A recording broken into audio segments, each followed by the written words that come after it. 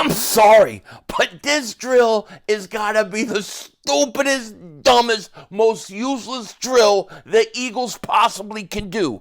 If this is their answer for the offensive struggles, we're in trouble.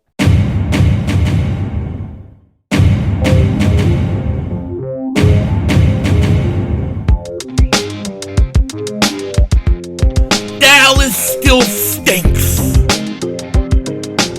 By the way, Dingbat here. Hope everybody's having a great day. Hope you guys are doing well. Hope you're hanging in there.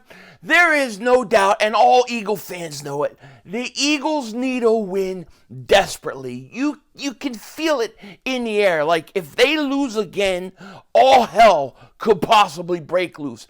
It really, really feels like that. And the Eagles' response to going out, being better on offense, and getting his team ready to play is doing the most stupidest, dumbest drill I've ever seen. That makes me actually worry about what is really going on with this coaching staff. Now, we're going to get into it in a second, but before we do that, I just want to thank everybody for all the happy birthday wishes to my wife. Yesterday, she was very flattered. I think she even answered some. But thank you guys so much. And now we're going to wait and see if there's 4 or 5 babies on the way with the matrimonial duties. You know what I'm saying?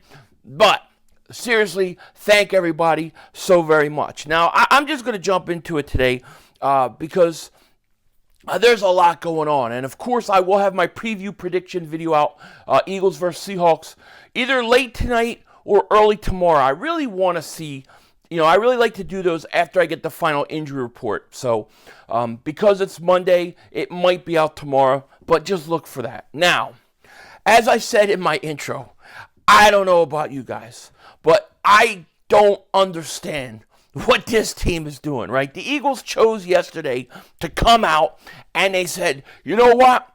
We're not going to have a walkthrough. We're going to practice because we got to work on fundamentals. So they come out with the most stupidest, dumbest drill for fumbles, right? And as you can see it here, you have Jalen Hurts falling to the ground, getting up, falling to the ground, and they're hitting him with that little pole thing, whatever they got attached to it.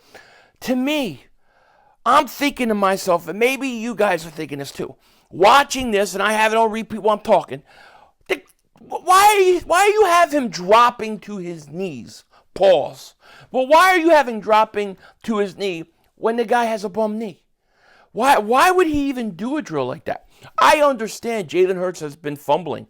I do not think that this drill is going to help him. People are actually laughing. Derek Gunn's like, what the hell? Seth Joyner is laughing. Even Jalen Hurts is shaking his head. If this is the answer, and I'm not saying it is, but if this is the answer to their offensive woes, we're in trouble. We're in big trouble, okay? Here, I have an idea. Here's a good thing to practice. Let's practice getting Kenneth Gainwell and putting him behind Boston Scott. There you go. You did something. Hey, yo, hey. You know what I'm saying? Come on. That drill, I don't know. I don't know what to think of it, but it just makes me, maybe I'm probably making a bigger deal, but that's what I am. I'm an Eagle fan. I make big deals about things. I'm just saying, what the hell is that doing? What are you actually doing? You're having your quarterback unneedingly fall down, get up to fall back down when you're saying the guy has a bum knee already? I don't understand it. That's not going to help Jalen Hurts. I'm sorry. That's not going to. The reason Jalen Hurts goes out versus Seattle and doesn't fumble because they hit his ass with a pole, that's just not the way it is, okay? I'm getting a political call. I get a political call. Like, I'm going to take your political call. Kiss my ass, you know? Now, like as I was saying, Jalen Hurts goes out and fumbles or doesn't fumble. It's not because of that drill. Let's work on some things that we really need to work on, like running in the first half. How about that? I don't want to see another situation where I have DeAndre Swift with 2 carries in the first half, okay? I can't wait. Well, I can wait. I mean, I want the playoffs. I want to get this thing going. I'm very excited about this year. But I got to tell you, this offseason, man, I'm going in hardcore. Pause. I'm going in deep this year because there's a lot of changes that I think have to be made. But as far as this season goes, we've got to get this thing figured out. We desperately need a win. We need a win bigger than... We need a win more than Philly 500 needs to go on a diet, which I'm already on. But, I don't know. This drill's got me like, what the hell are we doing? Do we really have a plan here? Or are we just going to go do the same thing? I really hope this isn't a situation where they're going, our playbook is great. Our offense's play calling is great. We're doing all the great things. It's just that Jalen Hurts is fumbling the ball too much. I mean, I don't know. We'll see what happens versus Seattle. Now, there's a lot of speculation, and the speculation is, hey, listen, maybe the number 1 seed isn't all that it's tuned up to be. Maybe we don't want the number 1 seed. Maybe we want the number 2 seed. And I got to answer that, okay? Because I think that's ridiculous. I think you have to want the number 1 seed. If there's one team between the Eagles, the 49ers, and the Cowboys that needs a week of rest, it's this team. It's the Eagles. They need that bye week. Now, I will say this. If you do have the 2 seed, your path to the NFC Championship game is much easier. It's much easier. However, that championship game could be very, very hard, okay?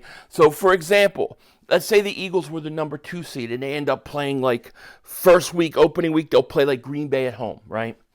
And Dallas would be the 5th seed. They'll play like Atlanta or Tampa, whoever wins the NFC South. And then what will happen is after that first round of playoffs, assuming the Eagles win at home, which I think they would, and Dallas will go in and beat anybody in the NFC South. It doesn't matter if it's Tampa, New Orleans, Atlanta. They're going to go in and beat any of those teams, as would the Eagles. So once you get to the second round of the playoffs, let's say the Eagles are the number 2 seed. Well, now the Eagles most likely are playing Detroit at home. Jared Goff, outdoor stadium, cold weather is a horrible, horrible record. I don't think Detroit could come in and beat the Eagles at home. But the Eagles would play Detroit. Now, the 49ers, who were the 1 seed, would have to play Dallas. And Dallas is probably, top 3 in the conference for sure. So, in that case, you got the 49ers and the Cowboys going to be going at it. And then the Eagles would play Detroit. And let's say the 49ers win, then the Eagles would have to go to San Francisco. That's where it becomes really hard. And let's say Dallas win, which I did have a dream about. But let's say Dallas wins, well then guess what? Dallas would have to then go to Philly. So the number 2 seed, the path to get to the NFC Championship game is easier, I agree. But playing in that NFC Championship game, for me, it's way more important for the Eagles to be playing at home. It seems like when the Eagles play Dallas, it seems like it's whoever's at home is going to win has a big advantage. San Francisco already knows they could come into Philly, so they would be very confident. But I think the Eagles could go to San Francisco and beat them. I do. But I also think they would be better off playing home. I'm not so much concerned about the road game in the NFC Championship game. I'm concerned about the week of rest. That week of rest could be huge for us. Get this. Avonte Maddox is looking like he has a chance of coming back this year. The Eagles are not ruling it out that he could be back for the playoffs. He was on the field, as you see here, practicing today. So he's starting to practice, he's starting to get back. And C.J. Gardner-Johnson, who had almost the identical injury, has just been medically cleared. So there is a great chance that the Philadelphia Eagles could get Avonte Maddox back this year for the playoffs. And if you have that extra bye week to rest guys, it's all the more important. Getting Avonte Maddox back would be big for us. It would be big. Now, I think Roby has done an okay job. I'll tell you this, getting Avonte Maddox back would be huge for the Eagles secondary. They need all the help that they can get. And speaking of help, that extra day that we have before the Seattle game may help Reed Blankenship actually play this week. He's practicing again in concussion protocol. I really think that extra day could help him. The secondary, man, we need these guys to step up, And one thing I got to also say, and this is about Darius Slay. Listen, I believe people can say whatever the hell they want. They have a right to go out, talk, whatever. But man, Darius Slay, I'm not understand. It doesn't compute. No comprehende. You know what I'm saying? Slay is on his podcast talking about how great he played and that he didn't think it was fair that, there was a picture of a trash can of Bradbury and him, and he had a good game. Listen, he might have had a statistically good game and did a good job, okay? But nobody wants to hear. And he has a right to talk about whatever he wants. I'm not saying he doesn't. But nobody wants to hear about how you had a great game when your team stinks. All right? Nobody wants to hear it. So what the hell is he doing? What? He has totally lost me, all right? I'm sorry, Here you go. Slay on the trash can outside of the NovaCare. And this is what he said on his podcast. Out of all the days you want to put the trash can out there, when I had a damn near perfect game. Overall game was great by me, but as a team, we ain't play worth shit. I don't, it's like, okay, like even if that's true, I don't understand why you would want to say it. Like, dude, your team just got their ass kicked. They had a 13.5-foot Philly 500-foot up in it, and it was twisting. You know what I'm saying? Like, why would you say that? I just feel like there is some guys that are just so out of touch. Like, man, it's not about your great game. It's about this team. And no Eagle fan, nobody wants to hear that Darius Slay had a great statistical game when you guys couldn't stop anything for 2 weeks. And listen, he can say whatever he wants. He has that right. But, man, nobody wants to hear it. Nobody wants to hear it. You go out and pick off Dak Prescott. Make a pick six. Make a real play that changes the game. Do something like that. Right now, big play Slay is no play Slay. And I think he's got to go. He's got to go at the end of the year. Why pay him all that money when you could get somebody else half the price to do the same thing? I'm sorry. That's just how I feel. But he can say whatever he wants. But it just makes no sense. He's not even practicing today. All right? Martin Frank wrote this. Darius Slay, Cam Jurgens, and Zach Cunningham do not appear to be practicing today. Devontae Smith and Hassan Reddick have their helmets after practicing without them yesterday.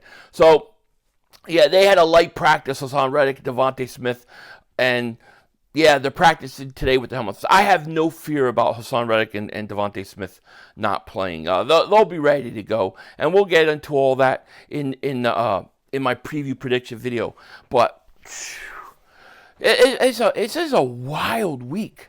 Like Christmas is coming, Santa Claus is coming to town. I've been like good with the eggnog. I'm not even drinking really any eggnog. Once every other day I've had one little bit like that because of my fat ass. One like that because of my fat ass. And, I have to deal with this shit with the Eagles stressing me out. It's crazy. Get your shit together, Eagles. We got a big game this week. You win this game, then we got to deal with Danny DeVito. You know what I'm saying? Bring over the Cutlets. But we got to win this game. We win this game, I'm telling you, the 2 seed is going to be ours. It's going to be ours. And maybe even the 1 seed. But this team's got to show us something. They got to show us something, and I just don't know. Going out there with these fumble drills is really the answer to it. I know that's one part of it, but, man, that really looks bad, especially when that's your franchise quarterback. Just my opinion. Anyways, I'll try to get out the preview prediction video either late tonight or sometime tomorrow. Going to be a very interesting week of football. With that said, take care. Talk to you later. Of course, don't be a dingbat. Remember, it's Howie Vision, baby. We're all just living in it.